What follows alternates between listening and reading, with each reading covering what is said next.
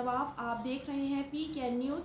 सबसे पहले खबर शामिल करेंगे पीपल्स कॉलोनी पुलिस की कार्रवाई। मंशियात फरोश, नाजायज असलहा रखने वाले और डकैत गैंग्स के 8 कस मुल्ज़िमान पुलिस के शिकंजे में।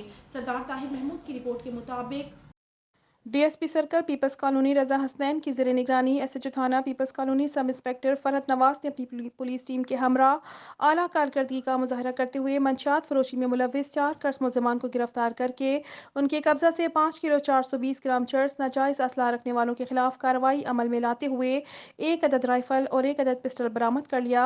जबकि आतिफ उर्फ आती डकैत गैंग के खिलाफ कार्रवाई अमल में लाते हुए मुल्ज़िमान के कब्जा से 1 लाख रुपए नकदी, 2 अदद मोटरसाइकिल और नाजायज़ असलहा भी बरामद कर लिया। गिरफ्तार किए गए मुल्ज़िमान में गुलाम मुस्तफ़ा, अमजद अली, मुजम्मिल ज़िशान और आतिफ दीगरान शामिल हैं। मुल्ज़िमान के खिलाफ कानूनी कार्रवाई जारी है।